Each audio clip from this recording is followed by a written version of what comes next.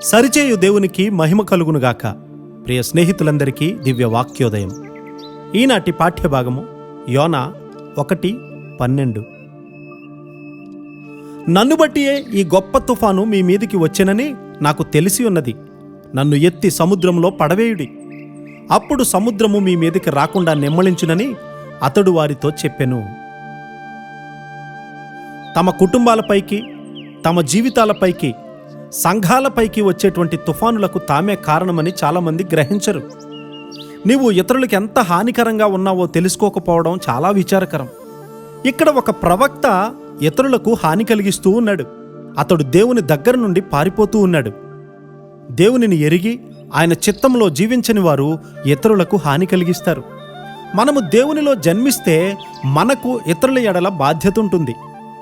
నీవు దీనిని గుర్తించకపోతే ఇతరుల మీదకు నీవు తుఫాను రప్పిస్తావు.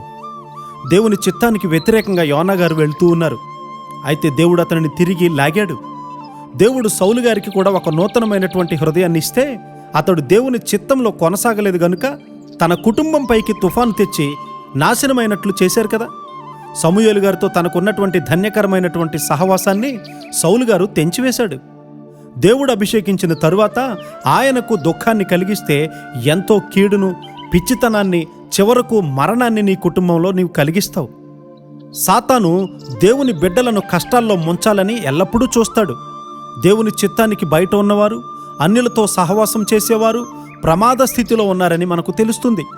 వారి ఇళ్ళు నరకంలా మారిపోతూ ఉన్నాయి. యోసేపు గారు తన జీవితమంతా దేవుని చిత్తంలోనే ఉన్నాడు. అతడు తనకు వచ్చినటువంటి శ్రమలలో ఆనందించాడు కూడా. సంతుష్టి సహితమైన దైవభక్తి గొప్ప లాభ సాధనమై ఉన్నది. 1 తిమోతి 6:6. నీ హృదయము సంతోషాల్లో, కష్టాల్లో, లేమిలో, కలిమిలో కూడా తృప్తి కలిగి ఉంటే అదే నిజమైనటువంటి క్రైస్తవ జీవితం. యోసేపు గారు గోతిలో పడిపోయినప్పుడు, ఫరో ఇంటిలో బానిసగా ఉన్నప్పుడు, చెరసాలలో వేయబడినప్పుడు, అలాగే ఐగుప్తు సింహాసనం ఎక్కినప్పుడు ఎల్లప్పుడూ కూడా దేవునితోనే ఉన్నాడు. ఆయన చిత్తంలో ఉంటేనే ఆయన మనకు తోడుగా ఉంటాడు. దేవుని చిత్తంలో ఉన్నవారు ఇతరుల పాపాలను యేసుక్రీస్తు వలె తమపై వేసుకుంటారు. ఇతరుల కష్టాలలో పాలిపంపులు పొందుకోవడం అనే దానిని ఆనందంగా భావిస్తారు. ఇలాంటి రాజమార్గంలో వెళ్ళేవారు దేవదూతల, ప్రధాన దూతల కాపుదల కలిగి ఉంటారు. పరలోకము వారిని ఆవరించి ఉంటుంది. మనకు కూడా అట్టి కృపాధన్యత దేవుడెల్లప్పుడూ అనుగ్రహించునుగాక. ఆమేన్.